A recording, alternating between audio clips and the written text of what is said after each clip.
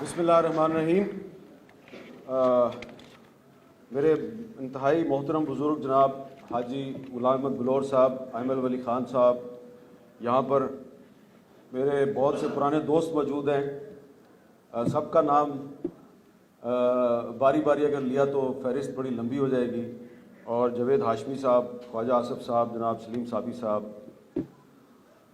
مجھے بہت اس وقت خوشی بھی ہو رہی ہے اور فخر بھی محسوس ہو رہا ہے کہ باچا خان مرکز میں ایک بہت ہی آج کے دور کے جو مسائل ہیں اس کے حوالے سے بہت ریلیونٹ ایشو پہ مجھے بات کرنے کا موقع مل رہا ہے۔ اور پہلے بھی کافی ساری باتیں ہو چکی ہیں، لیکن جو موضوع ہے وہ بہت ریلیونٹ ہے آج کے اس سیمینار کا۔ اور اس سیمینار ایک ایسے وقت میں منعقد ہو رہا ہے جب اس وقت پوری دنیا کو ایک وبا کا سامنا ہے۔ تو آج سے بہت سال پہلے باچا خان کی ایک کتاب پڑھتے ہوئے ایک واقعہ جو انہوں نے لکھا، تو اس واقعے کو پڑھ کے میں بڑا حیران ہوا، اور اس کا تعلق بھی ایک عالمی وبا سے ہے، کیونکہ آج سے تقریباً 100 سال پہلے بھی ایک وبا آئی تھی، اس وقت بھی ایک فلو پھیلا تھا، اور اس میں پوری دنیا میں نہیں، ہمارے اس خطے میں بھی بہت سے لوگ جو ہیں وہ اپنی جان سے چلے گئے تھے۔ تو اس وقت ولی خان صاحب بہت چھوٹے تھے اور ان کے بھائی غنی خان صاحب 3-4 سال ان کی عمر تھی۔ تو باچا خان لکھتے ہیں کہ غنی خان جو ہے وہ شدید فلو کا شکار ہو گیا، بے ہوش ہو گیا۔ تو ہم سارے بڑے پریشان تھے۔ تو ایک دن عصر کی نماز پڑھنے کے بعد میں دعا کر رہا تھا، تو میں نے سنا کہ جو غنی خان کی والدہ ہے وہ اس کے سرانے کھڑے ہو کے دعا کر رہی ہے پشتو میں، اور دعا یہ کر رہی ہے کہ اے پروردگار، میرے اس بچے کو جو بیماری ہے وہ بیماری مجھے دے دے اور میری صحت اس کو دے دے۔ اور پھر باچا خان نے لکھا ہے کہ وہ رات گزری اور اگلے دن غنی خان کی صحت بحال ہو گئی، اس کو ہوش آ گیا، وہ ٹھیک ہو گیا، اور اس کی جو والدہ ہے وہ اچانک بیمار ہو کے اس دنیا سے کوچ کر گئی۔ تو جب میں نے یہ واقعہ پڑھا تو میں بڑا حیران ہوا کہ اچھا، باچا خان تو نماز بھی پڑھتے تھے، اور ولی خان کی والدہ تو بڑی نیک عورت تھی۔ تو یہاں پہ تو ہمارے بہت سے جو سیاستدان ہیں وہ کہتے ہیں یہ تو غدار ہیں، یہ کافر ہیں۔ تو میں نے کچھ جو دوست تھے ان سے کہا کہ یار یہ تم نے کتاب پڑھی ہے؟ انہوں نے کہا یار اس قسم کی کتابیں ہم نہیں پڑھتے۔ تو یہ وہ میں سمجھتا ہوں کہ مس انڈرسٹینڈنگ ہے جو ابھی تک پاکستان میں بہت سے لوگوں کے دل و دماغ میں موجود ہے۔ آپ جب یہ اٹک کے پل کے پار جب کسی آدمی سے بات کریں باچا خان کی، ولی خان کی، تو وہ اسی قسم کی جو مس انڈرسٹینڈنگ ہے اس کا شکار رہتے ہیں۔ اور پھر جب ہم نے آہستہ آہستہ باچا خان کے جو نظریات ہیں ان کا مطالعہ کیا تو پتہ چلا کہ وہ ایک پختون معاشرے میں انہوں نے جو خدائی خدمتگار تحریک شروع کی تھی، تو وہ لوگوں کو درس دیا کرتے تھے کہ انتقام نہیں لینا اور تشدد نہیں کرنا، اور جو سب سے اہم چیز تھی کہ عورت کو احترام دو۔ اور ایک بڑا ان کا مشہور فقرہ ہے کہ اگر آپ نے کسی معاشرے یا کسی قوم کی جو تہذیب و ثقافت ہے اس کے معیار کا اندازہ لگانا ہے تو آپ یہ دیکھیں کہ یہ قوم یا یہ معاشرہ اپنی عورتوں کو کتنی عزت دیتا ہے۔ اور یہ بات آج سے تقریباً 100 سال پہلے انہوں نے یہ کہی تھی۔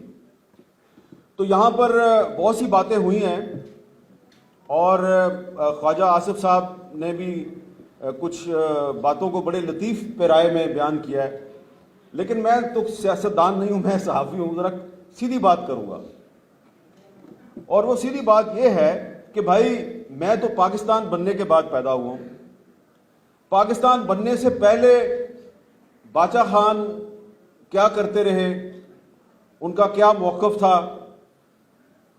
اس کا مجھے پتہ ضرور ہے، لیکن میں اس کو مسئلہ نہیں بنانا چاہتا، کیونکہ میں پاکستان بننے کے بعد پیدا ہوا ہوں، اور یہاں پر اکثر لوگ پاکستان بننے کے بعد پیدا ہوئے ہیں۔ تو میرا مسئلہ یہ ہے کہ باچا خان اور ولی خان نے پاکستان بننے کے بعد کیا کردار ادا کیا. وہ کردار میرے لیے زیادہ اہم ہے. گو کہ جو 1940 کی قرارداد ہے اس پہ جو ولی خان صاحب کا موقف ہے اس پر خواجہ محمد آصف صاحب کے جو والد ہیں خواجہ محمد صفدر صاحب ان کا موقف بالکل مختلف تھا. لیکن یہ دونوں جو ہیں محترمہ فاطمہ جناح کے حق میں جو تحریک چلی, جو صدارتی مہم تھی ایوب خان کے مقابلے میں, اس میں یہ دونوں ساتھ ساتھ تھے. دونوں پہ غداری کے مقدمات بھی بنے اور پھر 1977 میں باچا خان اور خواجہ محمد صفدر فیصل آباد جیل میں انہوں نے اکٹھے قید بھی کاٹی. تو میں آج کے جو دور کے جو مسائل ہیں, جو ایشوز ہیں اور آج کا جو سیمینار ہے اس کے حوالے سے میں زیادہ لمبی بحث نہیں کروں گا. بہت سے لوگوں کے اپنے نظریات ہیں, بہت سے لوگوں کے اپنا ان کا ایک سٹانس ہے اور اس پر ایک علمی اختلاف جو ہے وہ کسی معاشرے کے زندہ ہونے کی نشانی ہوتی ہے. لیکن علمی اختلاف کی بنیاد پر کسی کو غدار کہنا یہ دراصل آپ اپنے ملک کے ساتھ اور اپنے ساتھ ایک زیادتی کر دیتے ہیں. اور اس لیے میں تو کسی کو غدار نہیں سمجھتا کیونکہ مجھے بہت سے لوگ غدار سمجھتے ہیں. اور یہ کہنا غلط نہیں ہوگا کہ آج یہ بھی ایک غداروں کی محفل ہے جس میں ایک غدار جو ہے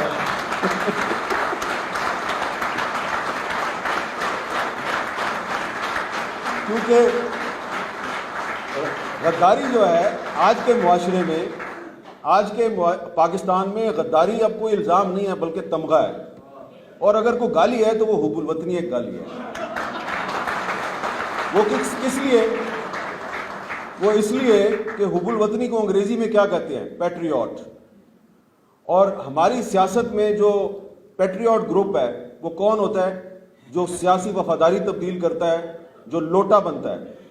تو اگر پیٹریوٹزم جو ہے, اگر پیٹریوٹزم کا تعلق لوٹائزم سے ہے تو بھائی ہاتھ جوڑ کے کہتے ہیں ہم غدار ہی اچھے ہیں, ہمیں غدار ہی رہنے دو. تو ابھی سلیم صابی صاحب نے بھی ذکر کیا کہ جب پاکستان بن گیا تو باچا خان صاحب نے استحکام پاکستان کے لیے اپنی خدمات پیش کی. تو یہ جو آج کا آپ کے سیمینار کا موضوع ہے ماڈریشن, ایکسٹریمزم اینڈ خدائی خدمتگار موومنٹ, تو یہ جو ماڈریشن ہے اور ایکسٹریمزم ہے اس کی اگر آپ نے اس کو سمجھنا ہے کہ باچا خان کا نظریہ کیا تھا ماڈریشن اور ایکسٹریمزم کے بارے میں, تو آپ کو جو پاکستان کی پہلی قانون ساز اسمبلی تھی اس میں جو باچا خان کی تقریر تھی وہ آپ تقریر پڑھیں بڑی تفصیل سے. ایک کٹ موشن پہ انہوں نے تقریر شروع کی اور وہ تقریر جو ہے وہ آپ کے جو پرویز خان ایڈوکیٹ ہے ایکس MNA, انہوں نے جو کتاب لکھی ہے پرزنر آف کانشنس, اس میں انہوں نے وہ پوری تقریر جو ہے اس کو ریپروڈیوس کیا ہے. اور اس تقریر میں کس کے ساتھ بحث مباحثہ ہو رہا ہے؟ لیاقت علی خان کے ساتھ اور لوگوں کے ساتھ. اور اس میں باچا خان صاحب نے صاف صاف بتا دیا ہے کہ ہم کوئی علیحدہ ملک پٹھانستان یا پختونستان نہیں چاہتے, ہم صرف چاہتے ہیں کہ جس خطے میں پختون رہتے ہیں اس خطے کی اپنی ایک شناخت ہونی چاہیے. کیونکہ پنجاب میں پنجابی رہتے ہیں, اس کا نام پنجاب ہے, سندھ میں سندھی رہتے ہیں, اس کا نام سندھ ہے, اور اسی طرح بلوچستان میں بلوچ رہتے ہیں, اس کا نام بلوچستان ہے. تو ہمیں بھی ایک پاکستان میں ایک ایسی اکائی چاہیے, ایک ایسا یونٹ چاہیے جس کا نام ہماری تہذیب اور ہماری ثقافت اور ہماری قومیت کی نشاندہی کرے. یہ صرف وہ چاہتے تھے. اور انہوں نے اس تقریر میں صحابہ کرام کے واقعات کا ذکر کیا اور اس تقریر میں انہوں نے بار بار کہا کہ میں پاکستان کے استحکام کے لیے اپنی خدمات پیش کرتا ہوں. 7-8 مہینے ہو گیا پاکستان کو بنے ہوئے, میں دیکھ رہا ہوں, انتظار کر رہا ہوں کہ کوئی ہمارے پاس آئے, کوئی ہمارے پاس نہیں آیا. اب میں آپ کے پاس آیا ہوں اور کہتا ہوں, آپ کو آفر کرتا ہوں اپنی کوآپریشن. لیکن اس کے بعد ان کو گرفتار کر لیا گیا. گو کہ قائد اعظم محمد علی جناح نے ان کے ساتھ ملاقات کی پشاور میں اور ان کے ساتھ چلنے کی کوشش کی, لیکن خان قیوم خان جیسے جو لوگ تھے انہوں نے ان کو ساتھ نہیں چلنے دیا. پھر جب باچا خان کو اس تقریر کے کچھ دنوں کے بعد گرفتار کر لیا گیا تو جیل میں ان کے پاس پنجاب کے چیف منسٹر نواب ذوالفقار ممدوٹ اور نوائب وقت اخبار کے چیف ایڈیٹر حمید نظامی صاحب ان کو جیل میں ملنے آئے اور باچا خان سے درخواست کی کہ آپ کے شیخ عبداللہ سے بھی تعلقات ہیں, آپ کے نہرو سے بھی تعلقات ہیں, تو مسئلہ کشمیر کے حل کے لیے آپ ہماری کوئی مدد کریں. تو باچا خان نے جیل سے بیٹھ کر اپنے ایلچی جو ہیں وہ 2-3 جگہ پہ بھیجے اور کوئی انہوں نے راستہ نکال لیا. اس دوران میں نواب ممدوٹ کی حکومت ختم ہو چکی تھی اور جب انہوں نے لیاقت علی خان کو پیغام بھیجا کہ میں نے اس سلسلے میں کچھ ہوم ورک کر لیا ہے اور میں اس مسئلے کے حل کے لیے کوئی راستہ نکالنے میں کامیاب ہو سکتا ہوں, تو مجھے بتائیے کہ آگے کیا کرنا ہے. تو لیاقت علی خان صاحب نے جو ایک فقرہ کہا وہ بہت مستند تاریخی کتابوں میں موجود ہے. اس وقت تک قائد اعظم کی وفات ہو چکی تھی. تو لیاقت علی خان صاحب نے کہا معذرت کے ساتھ کتاب میں جو لکھا ہوا ہے وہی آپ کو بتا رہا ہوں, ایک بابے سے جان چھوٹ گئی ہے, اب دوسرا بابا اپنے آپ پہ مسلط نہیں کریں گے. یہ یعنی کہ ان کا قائد اعظم کے بارے میں بھی کیا موقف تھا وہ آپ سمجھ سکتے ہیں. اور پھر 1964 کا صدارتی الیکشن آ گیا. تو جیسا کہ میں نے پہلے بھی عرض کیا, تو اس صدارتی الیکشن میں جس کو آج بھی بہت سے لوگ کہتے ہیں غدار, باچا خان کو بھی اور ولی خان کو بھی, تو یہ جو دونوں غدار تھے انہوں نے قائد اعظم کی بہن محترمہ فاطمہ جناح کے حق میں الیکشن کمپین چلائی. اور جب ایوب خان نے دیکھا کہ فاطمہ جناح کو سپورٹ مل رہی ہے باچا خان سے اور ولی خان سے, تو انہوں نے پمفلٹ بانٹے باقاعدہ اور پھر ٹائم میگزین کو انٹرویو دیا دسمبر 1964 میں الیکشن سے کچھ دن پہلے, اور اس میں کہا کہ فاطمہ جناح انڈین ایجنٹ ہے, فاطمہ جناح انڈین ایجنٹ ہے, صرف اس لیے کہ باچا خان اور ولی خان فاطمہ جناح کی الیکشن مہم میں ان کو سپورٹ کر رہے تھے. اور اس وقت کون کون لوگ سپورٹ کر رہے تھے؟ مشرقی پاکستان میں شیخ مجیب الرحمان سپورٹ کر رہا تھا, بلوچستان میں غوث بخش بزنجو, عطا اللہ مینگل, خیر بخش مری, یہ سارے لوگ فاطمہ جناح کے ساتھ تھے.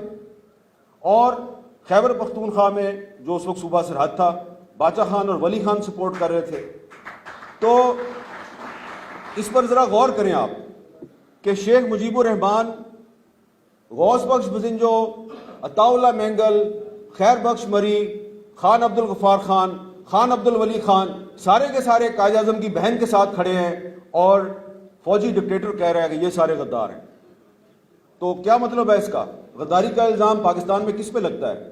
جو جمہوریت کی بات کرتا ہے, پارلیمانی نظام کی بات کرتا ہے, آئین کی بالادستی کی بات کرتا ہے, اور کچھ مفاد پرست لوگ, ایک مفاد پرست ٹولہ جب آئین اور قانون کی بالادستی کی بات کرنے والوں کو اپنے اقتدار کے لیے خطرہ سمجھتا ہے تو وہ اس پہ غداری کا الزام لگا دیتے ہیں. تو لہذا اس لیے میں یہ بات اکثر کہتا ہوں کہ جہاں پہ آپ نے محترمہ فاطمہ جناح کو بھی غدار قرار دے دیا, تو وہاں پہ اگر آپ ہمیں بھی غدار کہتے ہیں, ولی خان کو بھی غدار کہتے ہیں, آپ نواز شریف کو بھی غدار کہتے ہیں, آپ باقی سیاستدانوں کو بھی غدار کہتے ہیں, تو آپ کی بڑی مہربانی, ہم آپ کا شکریہ ادا کرتے ہیں کہ آپ ہمیں غدار کہتے ہیں. اللہ کا شکر ہے کہ ہم آپ کی طرح کے محب وطن نہیں ہیں. میں نے جب یہاں پہ آ رہا تھا تو میں نے اپنے آپ سے وعدہ کیا تھا کہ میں یہاں پہ کوئی ایسی بات نہیں کروں گا کہ جس سے آپ کے لیے یا میرے لیے کوئی مسئلہ پیدا ہو جائے, لیکن اب موضوع ایسا ہے کیونکہ ابھی تو جاوید ہاشمی صاحب نے بھی تقریر کرنی ہے. وہ ایک سکہ بند قسم کے غدار ہیں, 124A کا مقدمہ بھگت چکے ہیں, وہ بھی پرویز مشرف کے دور میں. تو غداری کے الزام پاکستان میں جو لوگ لگاتے رہے ہیں وہ خود پاکستان توڑنا چاہتے تھے. اور یہ بات جو ہے, اب میں جب یہاں پہ آیا تھا تو میں نے اپنے کچھ دوستوں کو بتائی تھی کہ یار کچھ ہسٹوریکل فیکٹس ہیں وہ نئی نسل کو بتانے بڑے ضروری ہیں.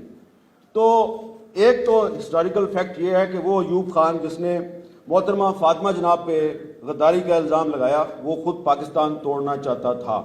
اور اس کا ثبوت جو ہے ایوب خان کا وزیر قانون تھا جسٹس منیر، اس کی کتاب ہے فرام جناح ٹو ضیاء، اور اس کتاب میں اس نے خود لکھا ہے کہ ایوب خان نے 1962 میں مجھے بطور وزیر قانون بنگالیوں کے پاس بھیجا کہ یار ہماری جان چھوڑو. تو ایک بنگالی منسٹر تھے رمیز الدین صاحب، یہ جسٹس منیر نے اپنی کتاب میں لکھا ہے کہ میں ان کے پاس گیا، میں نے کہا رمیز الدین صاحب کوئی یا تو کنفیڈریشن بنا لیتے ہیں یا آپ ہماری جان چھوڑ دیں. تو سارا دن آپ اسمبلی میں اپنے حقوق کی بات کرتے رہتے ہیں، محرومیوں کی بات کرتے رہتے ہیں. تو رمیز الدین نے کہا کہ یہ بتاؤ کہ ہم جو بنگالی ہیں ہم پاکستان میں کتنے پرسنٹ ہیں؟ اس نے کہا جی آپ 56% ہیں. تو اس نے کہا نا ہم پھر 56% ہیں، ہماری اکثریت ہے تو ہم پاکستان ہیں، تو تم نے اگر پاکستان چھوڑنا ہے تو چھوڑ دو، ہم تو پاکستان نہیں چھوڑیں گے. یہ 1962 میں رمیز الدین نے یہ بات کر دی. اب آگے آئیں، 1962 میں ایوب خان صاحب پاکستان توڑنا چاہتے تھے، وہ کامیاب نہیں ہوئے. تو اس کے بعد جب ان کے خلاف ڈیک بن گئی، ڈیک ڈیموکریٹک ایکشن کمیٹی، جس میں نواب زرا نصر اللہ خان صاحب، ولی خان صاحب اور بہت سی پولیٹیکل پارٹیز اکٹھی تھی اس میں.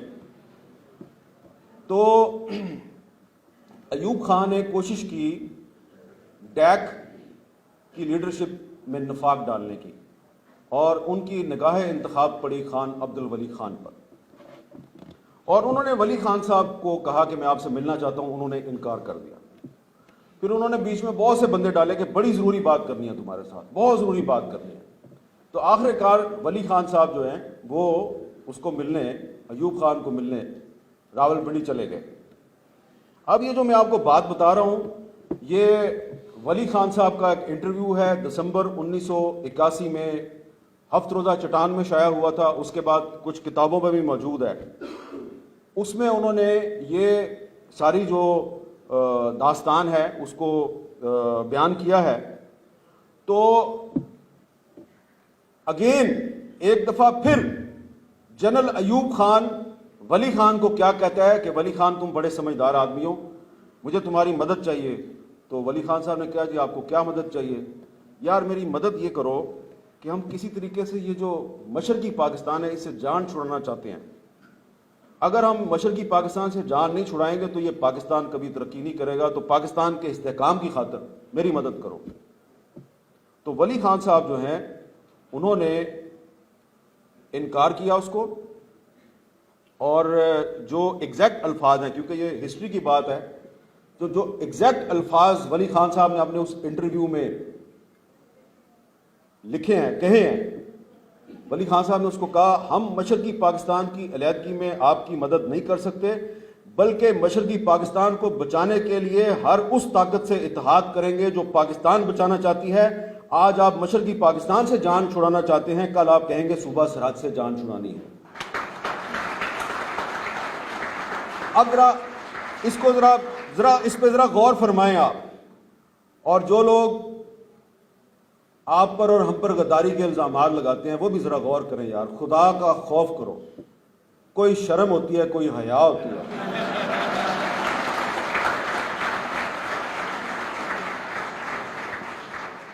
اگلا فقرہ ولی خان صاحب نے جو اپنی گفتگو ہے اس گفتگو میں جو اگلا فقرہ ایوب خان کو کہا ہے، وقت کے ایک فوجی ڈکٹیٹر کے سامنے بیٹھ کر باچا خان کا برخوردار خان عبد الولی خان، جس پہ پاکستان کے ریاستی اداروں نے غداری کا الزام لگایا ہے، ایک غدار کا بیٹا، غدار ابن غدار، پاکستان کے سب سے محب وطن انسان، صدر پاکستان کو کیا کہہ رہا ہے؟ کوٹ ان کوٹ، ہم آپ کو پاکستان نہیں توڑنے دیں گے، پاکستان ہمارا ہے، ہم اس کی سالمیت کی حفاظت کریں گے، ہم اس کی حفاظت کے لیے خون بھی دیں گے، جان بھی دیں گے.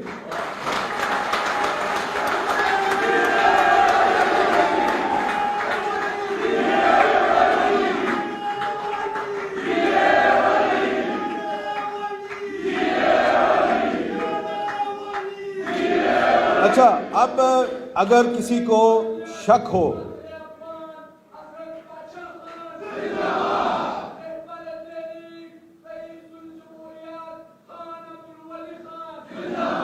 اچھا میرے بھائی جو آپ نعرے لگا رہے ہو، آپ کا نعروں کا بہت شکریہ. لیکن میری آپ سے گزارش ہے کہ یہ جو باتیں میں نے آپ کو بتائی ہیں میں اپنی طرف سے نہیں بتا رہا، یہ ولی خان صاحب ہی کی باتیں ہیں، تو آپ کو یہ پڑھنی چاہیے، کیونکہ آپ لوگ جب باہر جاتے ہیں تو لوگ آپ کو جب کہتے ہیں یار تم غداروں کی پارٹی سے آگے ہو، تو ان کو بتائیں یہ کتاب ہے ولی خان اور قرارداد پاکستان، فاروق قریشی صاحب نے کتاب لکھی ہے۔ اور عجیب و غریب بات یہ ہے، حسین اتفاق، اس کتاب میں خواجہ محمد صفدر صاحب کا بھی آرٹیکل شامل ہے جس میں وہ اختلاف کر رہے ہیں ولی خان صاحب سے، قرارداد پاکستان جو ہے 23 مارچ 1940 کی، لیکن جو ولی خان صاحب ایوب خان کو کہہ رہے ہیں وہ موقف ہے جو خواجہ صفدر کا موقف ہے۔ تو ہم اختلافات کی بات کرتے ہیں، مشترکات کی بات نہیں کرتے۔ اور اس کے بعد یہاں پہ ذکر ہوا کہ ولی خان صاحب پھر ڈھاکہ گئے، انہوں نے شیخ مجیب سے مذاکرات کیے۔ وہ بڑا دلچسپ قصہ ہے، غوث بخش بزنجو صاحب نے اپنی کتاب میں وہ قصہ لکھا ہے۔ بزنجو صاحب اور ولی خان صاحب دونوں گئے تھے ڈھاکہ، تو وہاں پر ولی خان اور بزنجو صاحب جو ہیں، یہ اب بزنجو صاحب بتا رہے ہیں کہ میں اور ولی خان گئے اور ہم نے دھان منڈی ڈھاکہ میں ہم نے شیخ مجیب سے کہا، ہاتھ جوڑ کے، شیخ مجیب تو بڑی مہربانی، پاکستان مت توڑو۔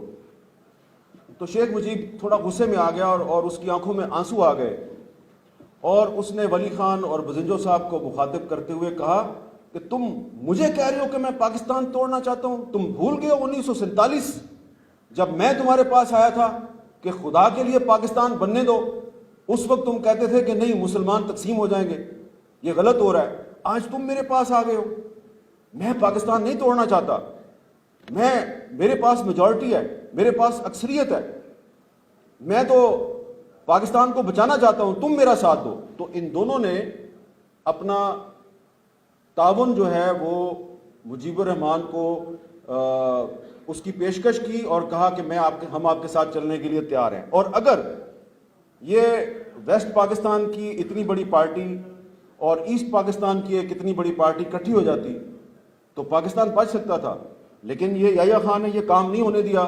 اور اس کے بعد یہی پارٹی نیب، نیشنل عوامی پارٹی، جو 1971 میں پاکستان بچانا چاہتی تھی، پھر اس پر پابندی لگا دی گئی، اور پابندی لگا کے پاکستان کو مزید کمزور کیا گیا، اور جو ایک ماڈریشن اور عدم تشدد کی بات کرنے والے لوگ تھے ان کے ساتھ تشدد کا راستہ اختیار کیا گیا۔ عدم تشدد کی تحریک کو دبانے کے لیے تشدد کا راستہ اختیار کیا گیا، اور یہی ہے ہمارا ڈکلائن۔ یہاں سے ہمارا جو ہے زوال شروع ہوتا ہے۔ پاکستان کی سیاسی جماعتیں جو ہیں، پہلے ان پر پابندی لگائی گئی، پھر ان کی توڑ پھوڑ شروع کی گئی، پیٹریوٹ گروپ بنائے گئے۔ اس میں آپ کے باچا خان مرکز میں ایک اور بھی تصویر میں نے دیکھی ہے، ادھر دیواروں پہ لگی ہوئی ہے، باشانی صاحب کی، آپ نے تصویر لگائی ہے، بہت اچھا کیا آپ نے، وہ نیب کے صدر تھے۔ لیکن ایک کتاب ہے، بریگیڈیئر اے آر صدیقی صاحب نے یحییٰ خان پہ کتاب لکھی ہے، اور بریگیڈیئر اے آر صدیقی صاحب former D G I S P R ہیں، آئی ایس پی آر کے سابق سربراہ ہیں۔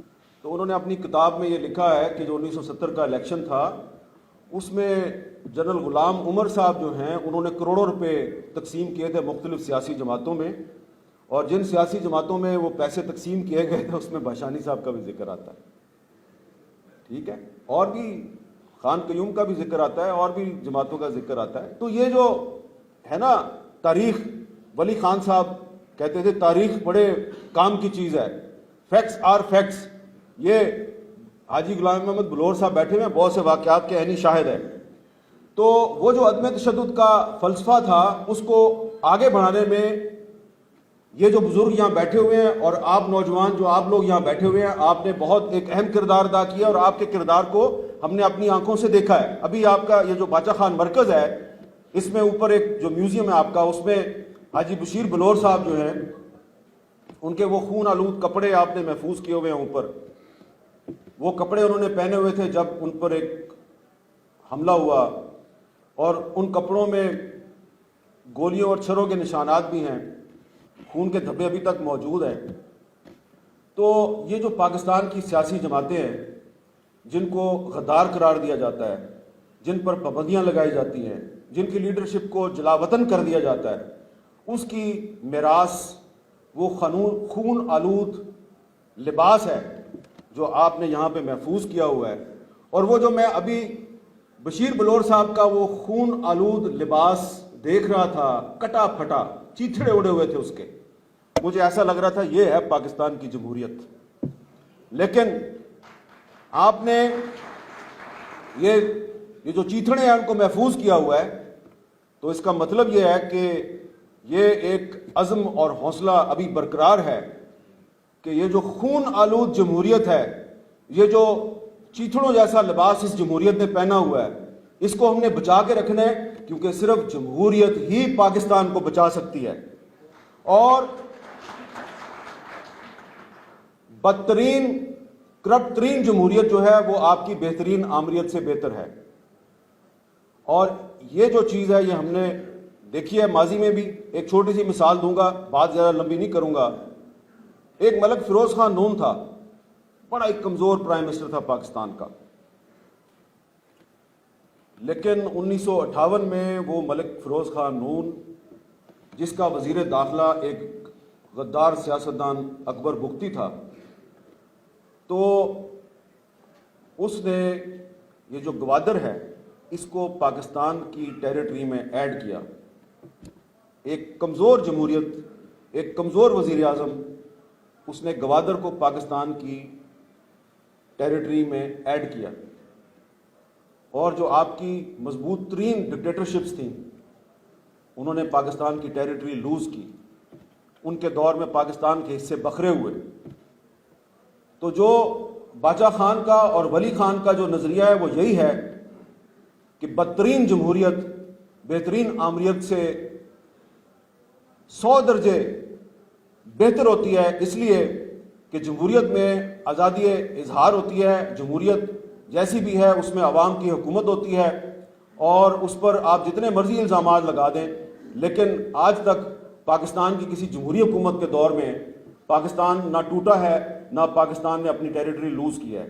میں اس بحث میں نہیں پڑتا کہ سیاچن گلیشیئر کس کے دور میں گیا، میں اس بحث میں بھی نہیں پڑتا کہ مشرقی پاکستان کس کے دور میں ٹوٹا، لیکن صرف ایک بات کروں گا کہ یہ جو آج ہمارا 1973 کا آئین ہے، یہ اب پاکستان کی آخری متفقہ دستاویز ہے، آخری متفقہ دستاویز ہے جس پہ کنسنسس ہوا۔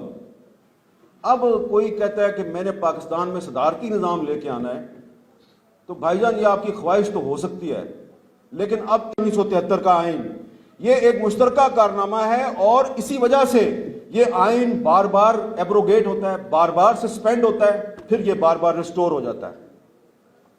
77 میں سسپینڈ ہوا، پھر واپس آ گیا، 1985 میں 99 میں سسپینڈ ہوا، پھر واپس آ گیا۔ تو یہ اس لیے واپس آتا ہے کہ اس کے علاوہ آپ کے پاس کوئی راستہ نہیں ہے۔ جو لوگ کہتے ہیں کہ پاکستان میں صدارتی نظام آئے گا تو سارے مسئلے حل ہو جائیں گے، تو کل وہ وزیر اعظم صاحب کہہ رہے تھے کہ پاکستان میں کوئی مہنگائی نہیں ہے، سب حالات ٹھیک ہیں، زر مبادلہ کے ذخائر بڑھ گئے ہیں، بیلنس آف پیمنٹ بڑھ گیا ہے، پاکستان کی ایکسپورٹس بڑھ گئی ہیں۔ تو بھائی اگر اتنے حالات اچھے ہیں تو پھر تم یہ خفیہ طریقے سے صدارتی نظام پاکستان میں لانے کی مہم کیوں چلا رہے ہو؟ یہ جو صدارتی نظام کی مہم ہے، یہ جو ڈبیٹ ہے، اس کے پیچھے تحریک انصاف ہے۔ یہ میں آپ کو چیلنج کرتا ہوں، یہ جو صدارتی نظام کی ڈبیٹ ہے اس کے پیچھے پاکستان تحریک انصاف ہے، اس کا سوشل میڈیا سیل ہے۔ وہ پاکستان کے اصل مسائل سے توجہ ہٹانی چاہتے ہیں، لیکن یہ جو آج کا اجتماع ہے یہ ان لوگوں کا اجتماع ہے جو باچا خان کے اور ولی خان کے پیروکار ہیں، اور باچا خان اور ولی خان نے 1964 میں محترمہ فاطمہ جناح کا ساتھ دیا تھا، اور محترمہ فاطمہ جناح کی پوری الیکشن کمپین کیا تھی کہ پاکستان میں پارلیمانی نظام ہونا چاہیے۔ تو جو پاکستان میں پارلیمانی نظام کی بات کرتا ہے، میں سمجھتا ہوں کہ وہ پاکستان میں جو 1973 کا آئین ہے اس کی بالادستی کی بات کرتا ہے۔ جو کہتا ہے کہ پاکستان میں صدارتی نظام ہونا چاہیے، وہ چاہتا ہے کہ جو 1962 میں ایوب خان نے پاکستان میں صدارتی نظام نافذ کیا تھا، جس سے کہ پاکستان کے 2 ٹکڑے ہو گئے۔ میں کسی کو غدار نہیں کہتا، لیکن میں یہ کہوں گا کہ آپ پاکستان کے نادان دوست ہیں۔ آپ نے پہلے بھی صدارتی نظام کے ذریعے پاکستان کے 2 ٹکڑے کیے، آپ آئندہ بھی یہی کرنا چاہتے ہیں۔ اور ایک مجھے یاد آ گیا بات کرتے کرتے کہ ایک اور بھی گواہ جو ہے وہ موجود ہے جس کے سامنے ایوب خان نے بات کی تھی کہ مشرقی پاکستان جو ہے وہ پاکستان کے ساتھ نہیں ہونا چاہیے، اور اتفاق کی بات ہے کہ وہ آدمی جو ہے وہ آپ کے اس اجتماع میں موجود ہے اور ابھی اس نے تقریر کرنی ہے۔